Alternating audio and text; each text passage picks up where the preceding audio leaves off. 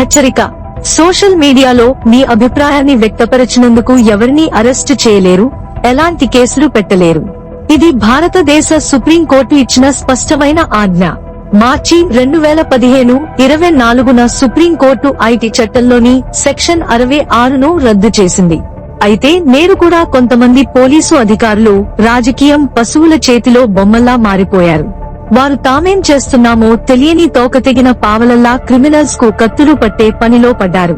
అందరూ తెలుసుకోవాలి. ఇవాళ పోలీసు డిపార్ట్మెంట్ లో కొందరు చిల్గోజా డాలర్ లాంటి డబ్బు దొంగల చేతిలో బానిసలయ్యారు. సువర్ సాజిద్ అనే నీచులకి పెక్కు వేసే బానిసలు. కరీంనగర్ హసీనా పార్కర్ లాంటి స్మగ్లర్లకు తలవంచే అపవిత్ర అధికారులు. ఇవాళ సత్యాన్ని మాట్లాడే ప్రతి గొంతును వారు అణచివేయాలనుకుంటున్నారు. ప్రజల సొమ్మును దోచుకునే నేతల చీటీ క్రిమినల్స్ కి వీళ్లు దాసోహమైపోయారు. బతుకు మరిచిన వాళ్లు, మానవత్వాన్ని విసిరేసిన వాళ్లు.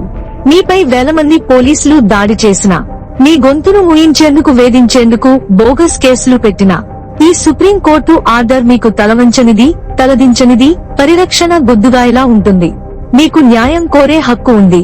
ఈ అక్రమ అధికారుల మీద కోర్టులో ఫిర్యాదు చేయగలరు. ఈ సందేశాన్ని ప్రతి బాధితుడి వరకు తీసుకెళ్లాలి. అభివ్యక్తి స్వేచ్ఛ మీ జన్మ హక్కు. ఏ నకిలీ రాజకీయ నాయకుడు, ఏ క్రిమినల్ గ్యాంగ్, ఏ అవినీతిపరుడైన పోలీసు ఆ హక్కును దోచుకోలేడు. అన్యాయాన్ని ఎదుర్కొని నిలబడండి. నిజాయితీని ఎత్తిపొడవండి. ధర్మమే చివరికి గెలుస్తుంది.